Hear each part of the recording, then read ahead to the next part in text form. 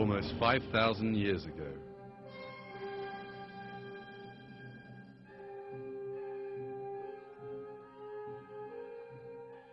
In the fertile soils of the Middle East, pagan religions prevailed in Mesopotamia.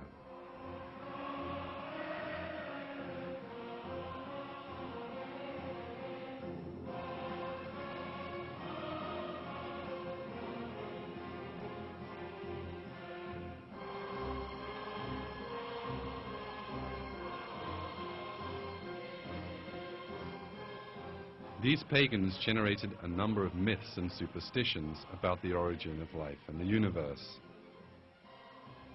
One of these was the belief in evolution. According to the Sumerian Enuma Elish epic, life first appeared spontaneously in water, then evolving one species from another.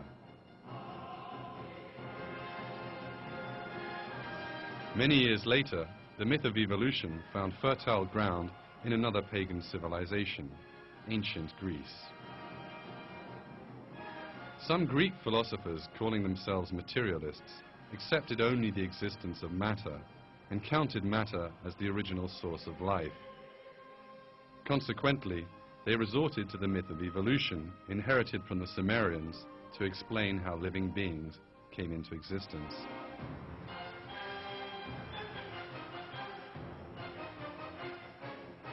Thus, ancient Greece became the junction point of materialist philosophy and the myth of evolution.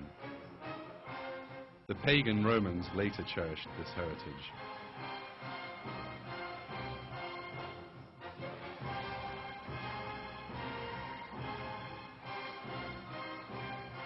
These two concepts from idol-worshipping cultures were introduced to the modern world in the 18th century. Some European intellectuals, influenced by ancient Greek sources, who accordingly adopted materialism with one common belief. They were completely against the very idea of monotheistic religion. The book by the renowned materialist Baron de Holbach, The System of Nature, was considered the principal source of atheism. In this context, the French biologist Jean-Baptiste Lamarck was the first person to give a detailed account of the theory of evolution. Lamarck's theory, which was later refuted, maintained that living beings evolved from one another through slight variations over time.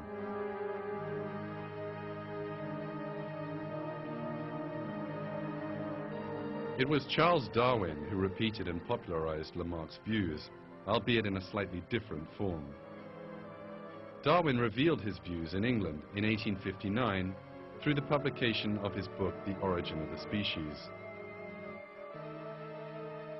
Darwin's book was in reality a detailed version of the evolution myth, originally introduced by the ancient Sumerians. His theory maintained that all the different species came from a common ancestor that appeared in water by chance, which every living species had sprung from over time, again by chance.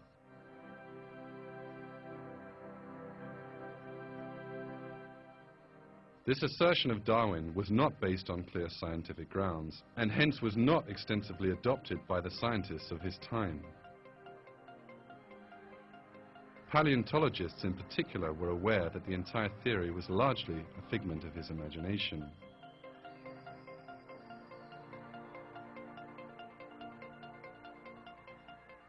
The fossil record revealed that living things did not undergo an evolutionary process from primitive to the complex.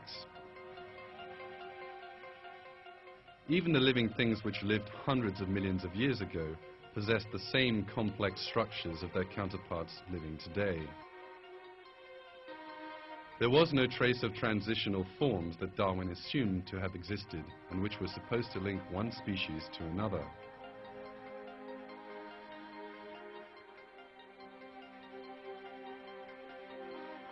In the years to come, other assertions of the theory were refuted one after another. Biochemistry revealed that life was too complex to have emerged by chance as Darwin claimed.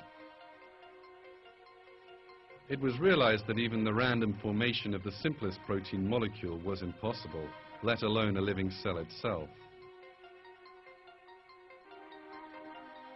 Anatomy, on the other hand, showed that living beings had distinct designs and were created separately.